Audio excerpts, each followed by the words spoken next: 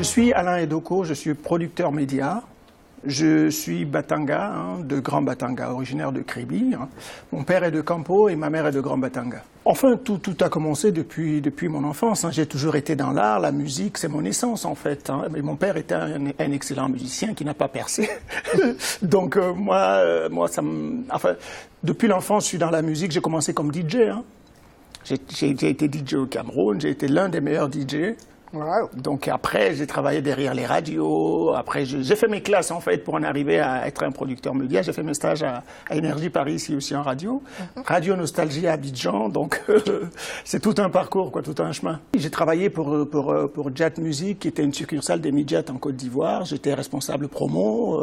J'ai toujours été dans l'art, toujours, tout le temps. Donc ce qui fait que aujourd'hui, j'ai voulu, j'ai fait danser, j'ai côtoyé les musiciens, j'ai côtoyé le monde musical et aujourd'hui, je suis producteur d'un festival à Kribi, quoi. Le festival CNC, c'est la célébration de l'art et de la culture. C'est venir voir la mer, c'est venir en bordure de mer célébrer l'art et la culture, quoi. C'est voir, CA, la mer. C'est ça, CNC, invitation à venir voir la mer. Kribi, c'est la cité balnéaire du Cameroun. Quand on parle de Kribi, tout le monde a envie d'avoir une petite parcelle de terrain. C'est là où on va à la mer, c'est là où, comme la Côte d'Azur, c'est la Côte d'Azur du Cameroun, Kribi. Et moi, je suis originaire de là-bas. Donc, chaque fois que j'y allais, j'observais, je regardais. Je me suis rendu compte, j'ai été aussi à l'île de la Réunion, j'ai été à Martinique, j'ai voyagé un peu dans les DOM et j'ai vu qu'au Cameroun, il manquait ce festival-là.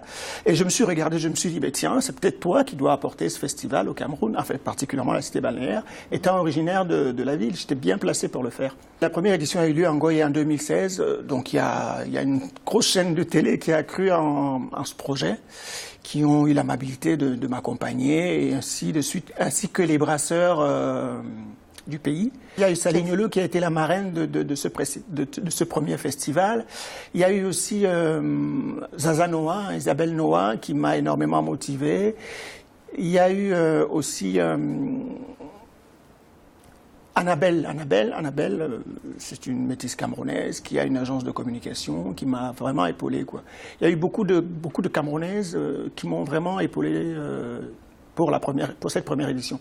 Et je voudrais aussi remercier toutes ces femmes parce que je ne m'étais pas rendu compte à quel point les femmes avaient vraiment le pouvoir, quoi. C'est toutes ces femmes que j'ai rencontrées, telle que l'ancienne directrice de Canal+, Afrique, qui m'a vraiment pris par la main, Annabelle Bayard, qui a cette boîte de communication, Zaza Noah, et puis Salignolo, cette grande artiste que je ne connaissais pas, qui m'a été présentée par Zaza, qui m'a vraiment accompagné à cette première édition. Sans oublier aussi, toujours les femmes, le Festibikutsi.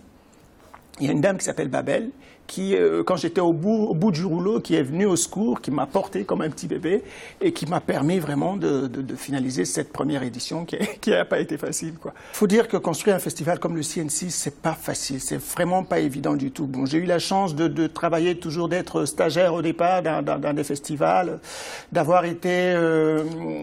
j'ai travaillé derrière tout ça pendant quelques années, ce qui m'a permis de prendre aussi des conseils, auprès des organisateurs de festivals qui m'ont énormément conseillé. J'ai eu aussi pas mal d'agences qui m'ont accompagné pour la première édition du festival qui a eu lieu en 2016. Donc, pour construire un festival, il faut préparer un budget prévisionnel, il faut contacter les artistes, il faut trouver des partenaires, chose qui n'est pas évidente. Vraiment, le concept d'un festival était très beau sur le papier, mais dans la réalité, c'est vraiment pas ça. Il faut gérer des hommes, il faut gérer des êtres humains. Et gérer des êtres humains, c'est pas évident. Même trouver le financement pour un festival, c'est vraiment pas facile, quoi. Ma motivation, c'est qu'il faut vraiment que ce festival existe parce que j'ai rencontré certaines personnes certaines politiques, certaines personnes du gouvernement, certaines personnes qui m'ont dit vraiment, ça vaut la peine que ce festival existe, il faut que tu te battes. Même des spectateurs, même des personnes qui viennent à ce festival me disent, te décourage pas, vas-y. En fait, mon leitmotiv, c'est que ce festival puisse exister, parce que il n'y a pas de festival en bordure de mer au Cameroun, dans notre cité balnéaire, alors je me bats pour ça. Et j'invite d'ailleurs pas mal de personnes qui peuvent m'encourager dans ce sens-là, à faire en sorte que ce festival puisse pérenniser, puisse exister, quoi. Je suis en train de voir avec certains partenaires en Europe ici, pour qu'ils puissent vraiment m'accompagner et faire en sorte que ce festival puisse s'agrandir, quoi. Voilà, je lance un appel à tous les festivals du monde entier. Voilà, j'ai besoin de vous. Envoyez-moi la corde pour que je puisse l'attirer et qu'on puisse travailler ensemble, échanger nos artistes et faire en sorte que vos artistes viennent au festival CNC à Kribi et que nos artistes aussi puissent se faire connaître dans vos festivals, quoi. Je vous donne rendez-vous le 4, 5, 6 mai 2018, sans oublier que non seulement vous serez au festival, mais vous serez aussi à la commémoration des Batangas qui s'appelle le Maï. Chaque année, les Batangas commémorent leur retour chez eux après avoir été chassés par les Allemands. Donc ce sera l'occasion non seulement d'être au festival, mais aussi de commémorer avec les Batangas. Je suis Batanga, donc... Les Batangas, c'est les originaires de Kribi. Kribi qui est quoi? Qui est la cité balnéaire du Cameroun. C'est les pêcheurs, en fait, de Kribi. Musique Indi au Africa 24.